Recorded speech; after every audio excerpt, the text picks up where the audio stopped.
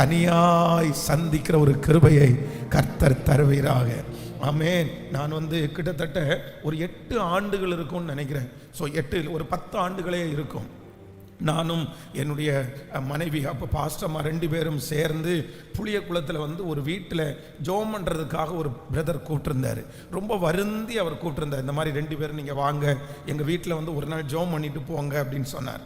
அப்போ சொல்லும்போது என்ன சொன்னார் அப்படின்னு சொன்னால், ஸோ காலை நேரத்தில் என் பையன் ஸ்கூலுக்கு போகிறதுக்கு முன்னாடி வாங்க பாஸ்டர், நாங்கள் ஒர்க்குக்கு போகணும், அதனால் கொஞ்சம் காலையிலே வந்துட்டிங்கன்னா பரவாயில்ல அப்படின்னு. அப்போ காலையிலே உங்களுக்கு அவசரமாக இருக்காதா? இல்லை இல்லை இல்லை, நாங்கள் நான் ஒரு 4 o'clock எந்திரிச்சிருவேன், என் மனைவி 5 o'clock எந்திரிச்சிருவாங்க, அதனால நாங்கள் எல்லாருமே காலையில் எந்திரிச்சிருவோம், நீங்கள் வாங்க அப்படின்னு சொன்னாங்க.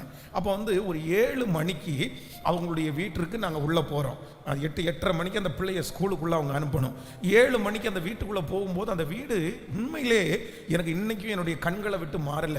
முன்னாடி செருப்பு கலட்டி போடுறது மாதிரி பார்த்தீங்க அப்படின்னு சொன்னால் ஒரு ஸ்பேஸ் இருந்துச்சு. அது எவ்வளோ இருக்குன்னா, ஒரு 6 அடி அகலத்திற்கு 10 அடி நீளம் இருக்கும், அவ்வளோதான் இருக்கும்.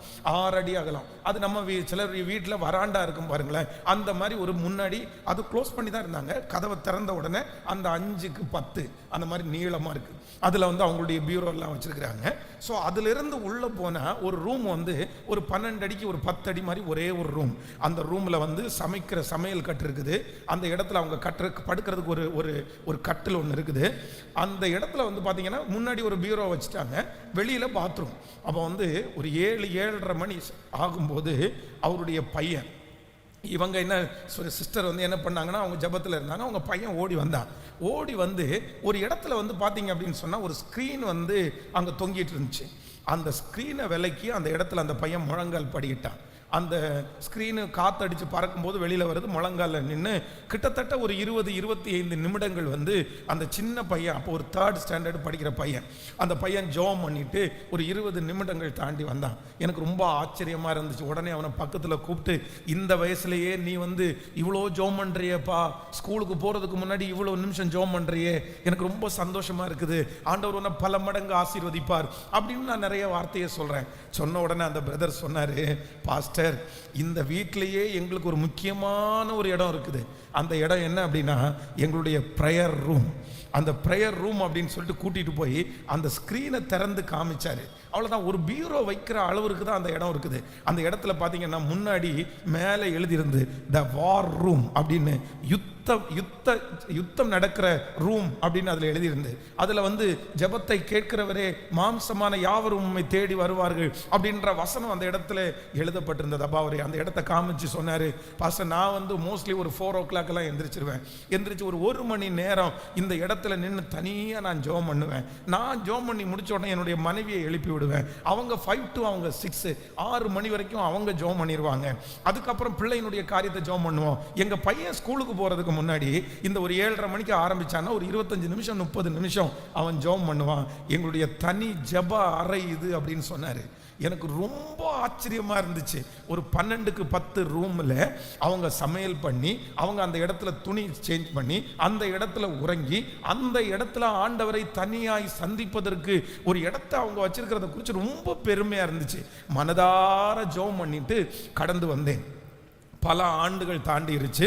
நான் ஒரு நாள் இந்த 100 feet கோயம்புத்தூரில் இருக்கிற 100 அடி ரோட்டில் ஒரு கடையில் நிற்கும் போது அந்த மனுஷனை திரும்ப பார்க்குறேன்.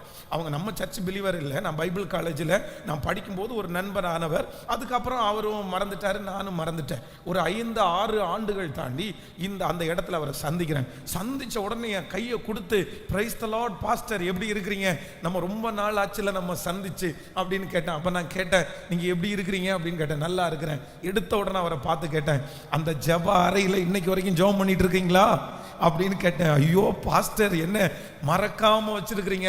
எப்படி பிரதர் மறக்க முடியும்? அந்த சின்ன ஒரு ரூம்ல அவ்வளவு, அந்த சின்ன இடத்துல நீங்க 3 பேரும் தனியா ஆண்டவரை போய் சந்திச்சு வர்றதை என்னால மறக்கவே முடியல. நான் போற பக்கம்லாம் சாட்சி சொல்லியிருக்கிறேன். பாஸ்டர், ஆண்டவர் நீதி உள்ளவர் பாஸ்டர், ஆண்டவர் பெரியவர் பாஸ்டர். எங்க அம்மா அப்பா கல்யாணத்துக்கு அப்புறம் எங்கிட்ட பேசாம சண்டை போட்டுட்டு இருந்தாங்க. எங்க சொந்தக்காரங்க யாருமே பேசுறது இல்லை. எங்க அம்மாவுக்கு நானும் எங்க தங்கச்சியும் தான். எங்க தங்கச்சியை கல்யாணம் கல்யாணம் பண்ணி கொடுத்தாங்க. ஆனால் திடீரென்று எங்கள் அம்மா வந்து பல ஆண்டுகளுக்கு முன்பாகவே அவர்களுக்கு வர வேண்டிய ஒரு வீடு கேஸில் இருந்துச்சு. ஆனால் அந்த வீடு வந்து கேஸ் முடியாதுன்னு எல்லாருமே சொல்லிட்டாங்க.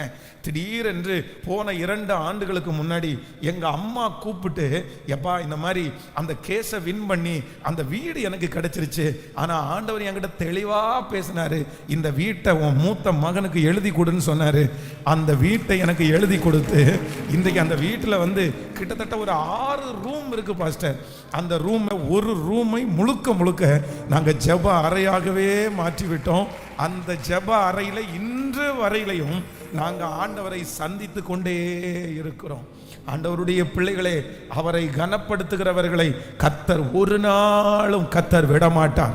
எத்தனை பேர் வேண்டுமென்றால் உங்களுக்கு